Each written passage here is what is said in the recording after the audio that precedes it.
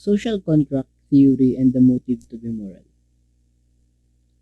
The question why be moral is on par with the hazards of love. Indeed, it is simply a special case. Those who love one another or who acquire strong attachment to persons and to forms of life at the same time become liable to ruin. Their love makes them hostages to misfortune and the injustice for others. Friends and lovers take great chances to help each other, and members of family willingly do the same. Once we love, we are vulnerable, said by John Rawls, A Theory of Justice. So,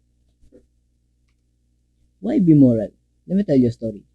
Carl owns a very profitable car dealership and he attributes its success to long hours, talented workers, and most important, using every trick in the book to manipulate buyers. The cars themselves are not particularly well constructed or fuel efficient, but he claims the exact opposite in his advertisement. Once customers are on his lot, his sales staff takes over, buttering up prospective buyers and seeing out their psychological vulnerabilities. Because they work on the commission, it it's in their best interest to charge the highest possible price for vehicles. So they budge little from the retail sticker price and secretly add on extra expenses for useless features. They specially inflate prices for women, racial minorities, and the elderly, who frequently end up spending $1,000 more on exactly the same vehicle that other customers buy. They coax low income customers into purchasing luxury vehicles well beyond their price range. As long as loan companies are willing to foot the bill, it is no loss to Carl's dealership if the customer default on loan payment. And when cars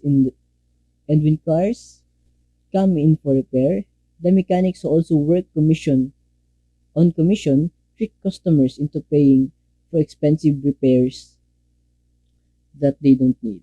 At the end of the day, Carl and his workers go home to their families, giving little thought to the morality of their conduct during business hours. Although Carl is a fictitious character, all these abuses are well documented among car dealerships. By breaking the rules of morality, it's seemingly undetectable ways. Car dealers and mechanics routinely pad their pockets at the expense of unsuspecting customers. Attempt to cheat the system are clearly not confined to the business world. So, with human self-interest, as strong as it is, what can motivate us always always to follow the rules of morality? So, why be moral? Behaving morally is a matter of respect. People won't like us if we behave immorally. So, if you behave immorally, will get angry. People uh, will shout at you sometimes. That happens. So, society punishes immoral behavior. So, when you do like crimes, by not abiding the law, you will be punished, and because it is what you did is immoral. So, it is not uh, good. So, aside from that, God tells us to be moral. Parents need to be moral role models for their children. No, as uh, children, we look up to our parents because they are our role models. So, social contract theory. So, these are all good answers and each may be powerful motivation for the right person. So, however, many of these won't apply to every person. Non-believers, non-parents, people who don't respect themselves, people who think that they can escape punishment. One of the universal motivations to be moral is explained in a philosophical view known as social contract theory. So, what is social contract theory? So, the central idea is that people collectively agree to behave morally as a way to reduce social chaos and create peace. For example, peace talks like what Duterte did. He conduct a peace talks to the NPAs. Yes. So to create peace and social chaos, to reduce social chaos, you create social contract towards other people or person. So to make agreement, you have you will have this social contract, no? So there are two distinct components to the question, why be moral? Why does society need moral rules? Or and why should I be moral? So the first question asks for a justification for the institution of morality within our larger social framework. The second asks for reasons why I personally should be moral even when it does not appear to be in my interest. So, why does society need moral rules? What does morality do for us that no other social arrangement does? Hobbes and the State of Nature says that human beings always act out of perceived self-interest. So sometimes, uh, whatever things that catches our interest, uh, we work for it as long as uh, it is good for us. It gives uh, success for our own good. It's like that. And yes, so there is no exemption. Human beings, as Hobbes and the State of Nature said, human beings. So there is no exceptions because uh, we, as human beings, always act out perceived self-interest. So State of Nature says here that there are no common ways of life, no enforced laws or moral rules, or no justice or injustice. So for this concept, do not apply. So there are no reliable expectations about other people's behavior except that they will follow their own inclinations and perceived interests, tending to be arbitrary, violent, and impulsive. The result is a war of all against all. Hobbes described the consequence of this warring state of nature here. In such a condition, there is no place for industry because the fruit thereof is uncertain, and consequently no cultivating of the earth, no navigation, nor use of the comfortable buildings, no instruments of moving and removing, such things as require much force, no knowledge of the face of the earth, no account of time, no arts, no literature, no society, and which is worst of all, continual fear and danger of violent death, and the life of man solitary, poor, nasty, brutish, and short. So, but this state of nature, or more exactly, state of anarchy, chaos, is no one's interest. We can all do better if we compromise, give up some of our natural liberty, so that we all be more likely to get what we want. So it's like security, happiness, power, prosperity, and peace. So selfish yet rational people that we are. According to Hobbes, our we give up some of our liberty and agree to a social contract or covenant. So this agreement sets up both rules and a governing force. The rules create an atmosphere of peace, and the government ensures that we follow the rules out of fear of punishment. Only within this contract does morality arise, and do justice and injustice come into being. Where there is no enforceable law, there is neither right nor wrong, justice nor injustice. So, thus, morality is a form of social control. Hobbes does not claim that a pure state of nature ever existed or that humanity ever really formally entered into such a contract, although he notes that such a state actually exists among nations. So a cold war keeps us all in fear. Rather, Hobbes explains the function of morality. He answers the question, why do we need morality? Why do we need morality? Because without it, existence would be an unbearable hell, which life is solitary, poor, nasty, British, and short. Benefits of morality. Number one, keep society from falling apart. Yes, with good morality, decisions are made to protect the society and its people. Number two, reduce human suffering. Because of morality, people are protected by laws which intends to keep peace and justice. Number three, promote human flourishing. Good morality gives a better and brighter future for opportunities in life.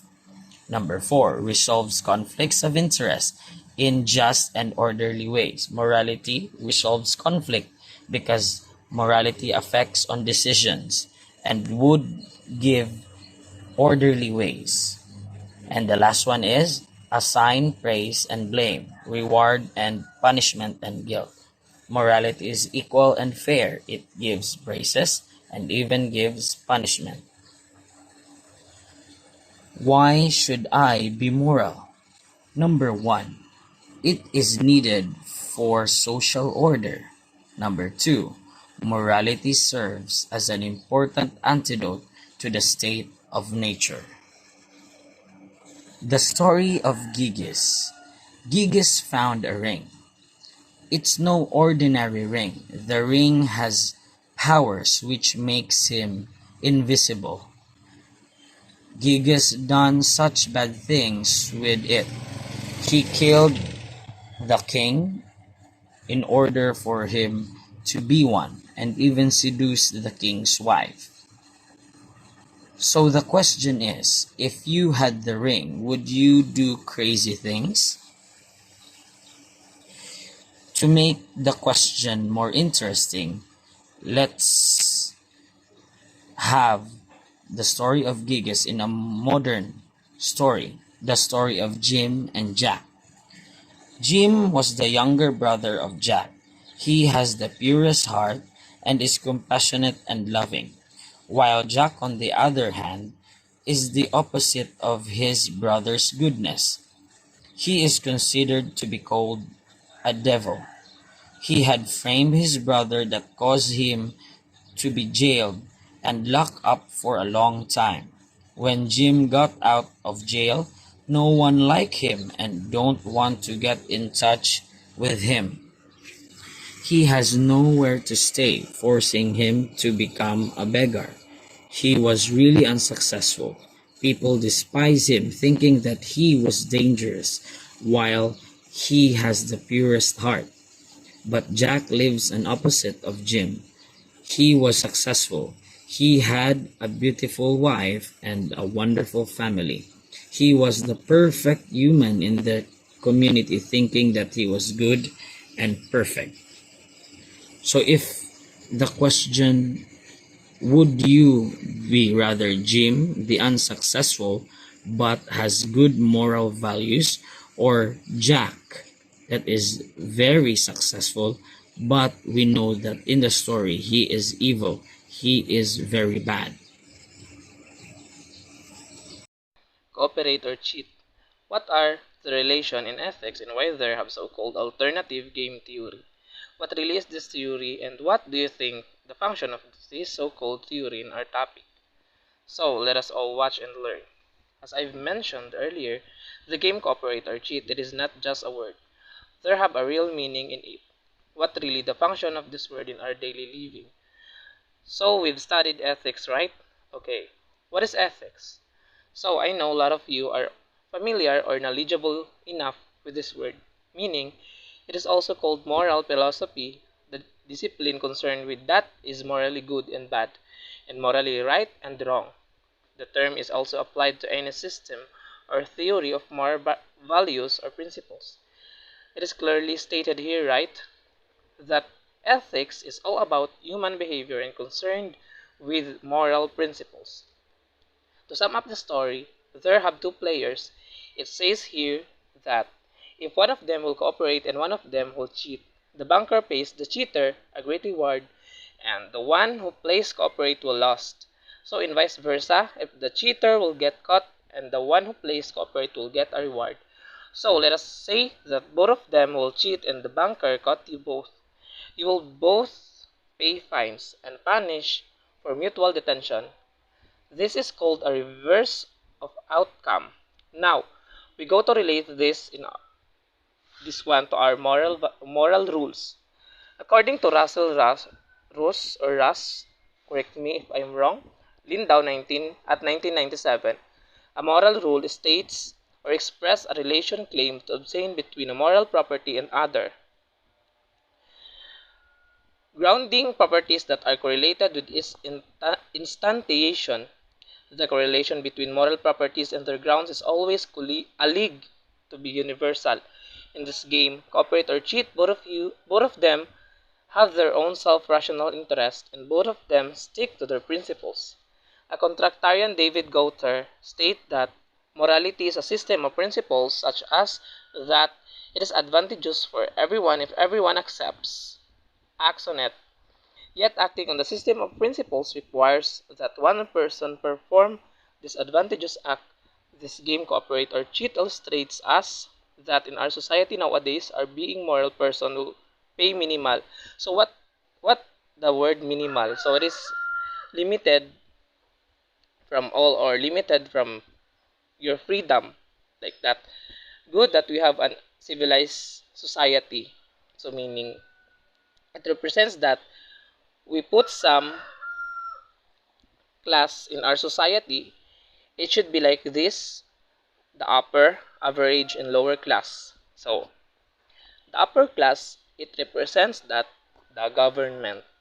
The average are the rich people, and the lower class is represent that the people who is serving to the government or to the rich people, like that. So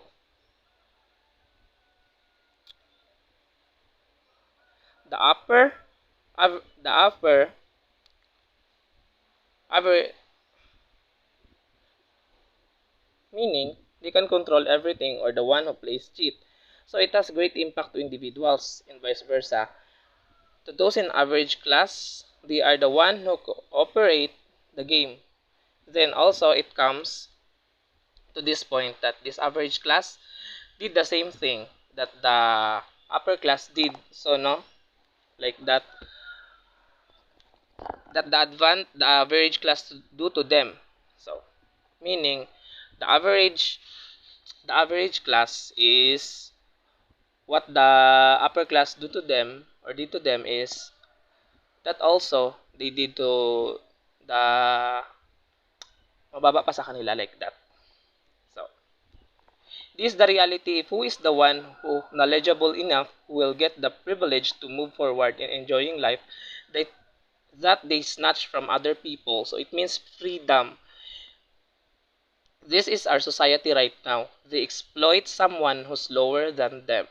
So meaning exploit is pagsasamantala in Tagalog, like that. Them for just their own principles. So meaning they pagsasamantalahan the other people just to satisfy their own needs, like that.